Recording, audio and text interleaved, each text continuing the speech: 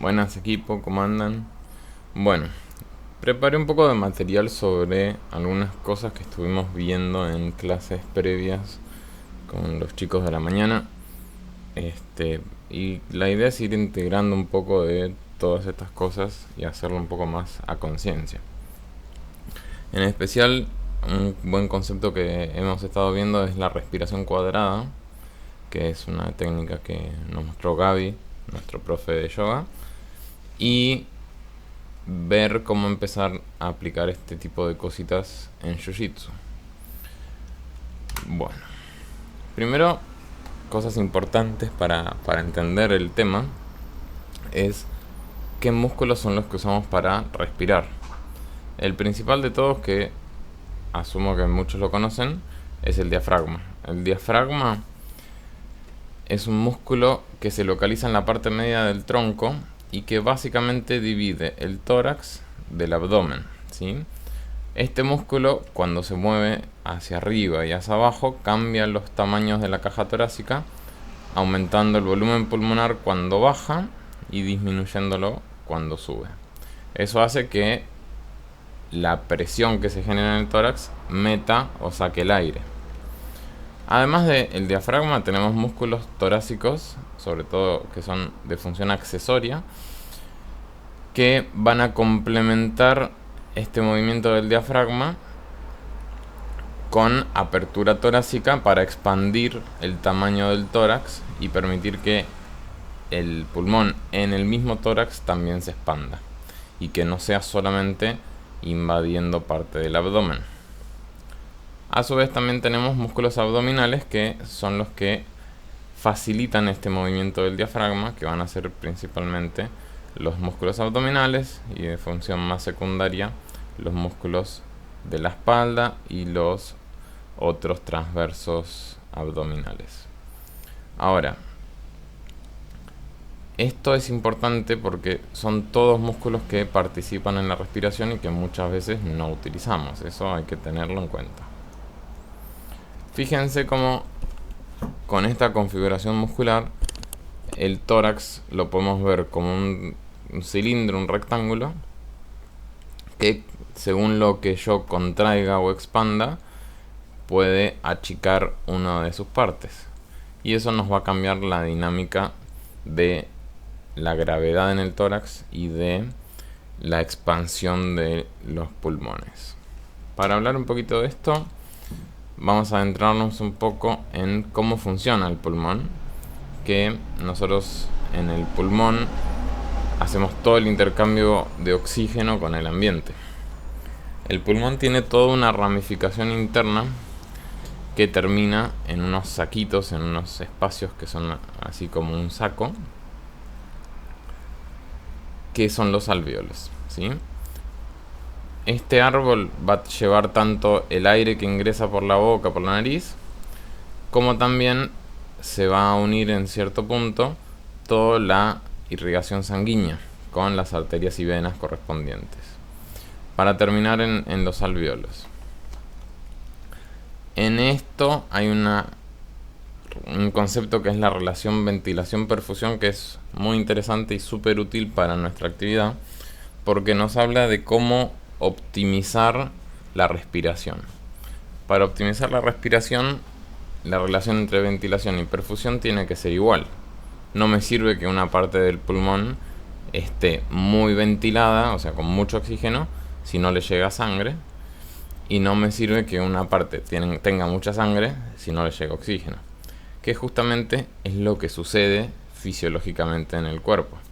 Por acción de la gravedad y por la forma del pulmón, los alvéolos de la parte más inferior del pulmón se aplastan y no se logran expandir del todo. Entonces esto hace que la cantidad de oxígeno que hay en los alvéolos de la parte superior del pulmón es notablemente mayor que la cantidad de oxígeno que tienen los alvéolos en la parte inferior del pulmón. Y justamente al revés pasa con la sangre. La sangre va a tener mayor flujo vascular cuanto más abajo estemos en el pulmón, ¿sí? Fíjense que lo que más intercambio hace de oxígeno es la periferia del pulmón. Entonces, donde voy a necesitar más sangre es en esa parte. La parte de arriba del pulmón, a su vez, tiene menos sangre. Por lo tanto, hay menor intercambio. Esto, si lo pasamos a un proceso de análisis más detallado del intercambio gaseoso, transcurre en distintas fases este intercambio gaseoso. Entonces, esas son las fases de la respiración, que va a ocurrir toda la magia en los alvéolos. Los alvéolos tenemos la primera fase, que va a ser una fase de inspiración. Una segunda fase, que cuando termina la inspiración hay una apnea, donde se mantiene el aire ahí adentro. Y después, como un cuarto paso, acá nos adelantamos, también va a pasar que hay un periodo de pausa donde no hay ni inspiración ni expiración en el segundo ciclo, en la segunda mitad del ciclo. Y bueno, sí, en la fase 3 sería el proceso de sacar todo ese aire, que es la expiración. Vamos a adentrarnos un poco más en cada uno. La fase 1, que es la inspiración, básicamente transcurre de la siguiente manera. El alvéolo, que suelen estar parcialmente colapsados porque no tienen aire adentro, se llena de aire y se expande. Esa diferencia de volumen en el alvéolo es lo que permite el ingreso tanto de oxígeno por un lado, que esto es la vía respiratoria, como el ingreso de dióxido de carbono, que es el material remanente de toda la actividad física que circula por la sangre. Entonces, cuando inspiro, todo este proceso empieza a desarrollarse. Cuanto más expanda ese alvéolo, más capacidad de oxígeno voy a tener y más lavado de dióxido de carbono voy a tener, porque permito que entre más cuanto más se expanda. ¿Qué pasa mientras yo mantengo el aire ahí? Ese oxígeno que estaba en el alvéolo se sigue intercambiando en la sangre, porque es un proceso que va a ir en base a la circulación sanguínea. Eso es en base a las pulsaciones. Entonces, cierta cantidad va a transmitirse a la sangre en una cantidad de tiempo determinada. Pero el dióxido de carbono no va a depender tanto de eso, sino más de procesos químicos. El dióxido de carbono va a difundirse hacia el alvéolo de forma casi continua, por lo cual el alvéolo se va a seguir llenando de dióxido de carbono por más que yo esté manteniendo la respiración. Esto me va a permitir que, a pesar de que no haya un intercambio de aire, en la sangre siga aumentando el oxígeno y en la sangre también vaya disminuyendo el dióxido de carbono. Cuando suelto el aire en la expiración, este alvéolo que estaba lleno de aire se va a ir colapsando de a poco. Y tanto el dióxido de carbono que estaba acá acumulado como el oxígeno que me quedó remanente en el alvéolo van a salir expulsados hasta la posición que quede el alvéolo al terminar la exhalación, la expiración. Que se produce una pequeña apnea en ese periodo donde en el alvéolo remanente el gradiente es mucho menor, pero sigue habiendo cierto intercambio. Ahora, ¿qué pasa? Al no haber tanto espacio en este alvéolo, la cantidad de dióxido de carbono que puedo sacar de la sangre va a disminuir. Por lo tanto, acá en la sangre se va a estar acumulando dióxido de carbono mientras estoy en apnea. Bien, una vez que soltamos esa apnea, volvemos a inspirar y el ciclo vuelve a empezar. Todo lo que es el oxígeno vuelve a entrar, se lava más dióxido de carbono y así infinitamente hasta la muerte. Bueno, vamos a pasar entonces a propiamente qué es la respiración cuadrada. que básicamente es una forma de respirar para optimizar los procesos de respiración fisiológicos. La respiración la logramos usando los músculos de la manera más eficiente posible, expandiendo los alvéolos lo más que podamos cuando metemos el aire y contrayendo esos alvéolos lo más que podamos cuando sacamos el aire, alternándolo con periodos de apnea, que es cuando se optimiza el intercambio de gases, ¿sí?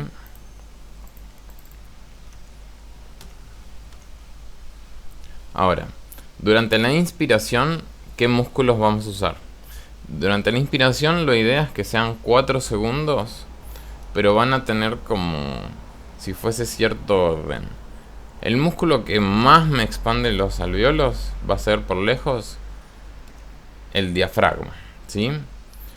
Bien, acá no nos olvidemos que el pulmón tiene una forma piramidal que nosotros vamos a ir expandiendo o contrayendo según necesidad, y que por contracara el abdomen también adopta una postura que podría asemejarse a una pirámide invertida.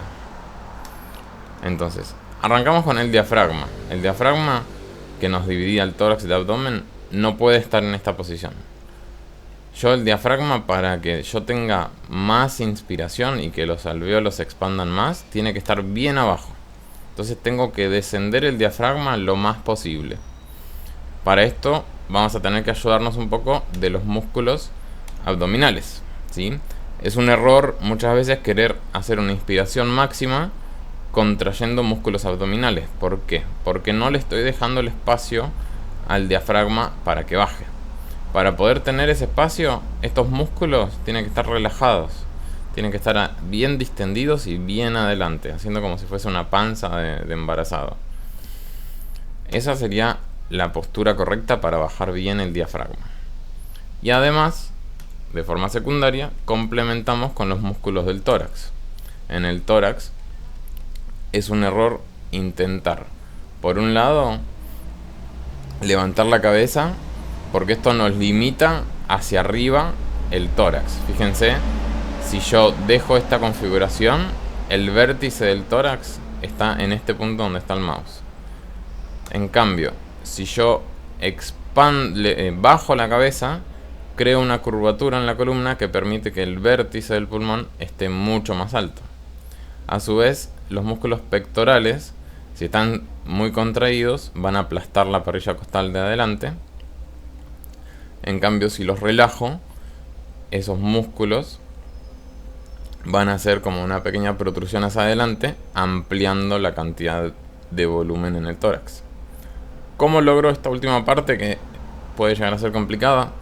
Tengo que pensar más en la espalda que adelante.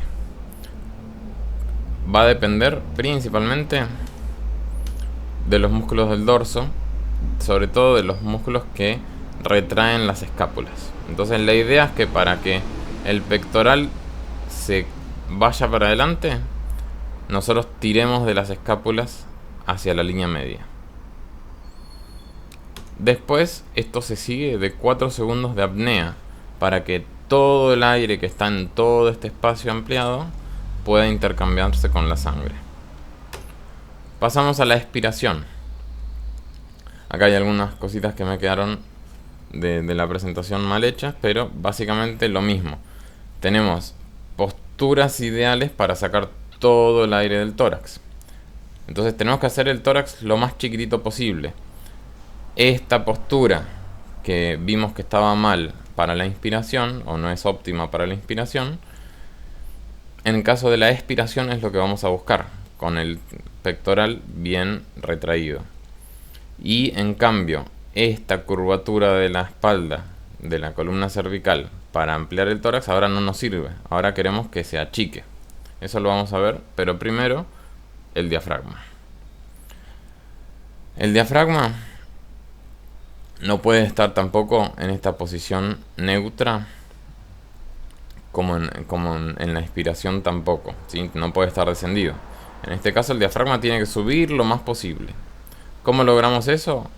Contrayendo ahora sí los músculos del abdomen todo lo que podamos. La máxima contracción posible, tanto de los rectos abdominales, que son los que están acá adelante, pero también de los músculos transversos, de los oblicuos, que nos van a complementar esa tracción y van a hacer que nuestra pirámide se achique en la parte de abajo.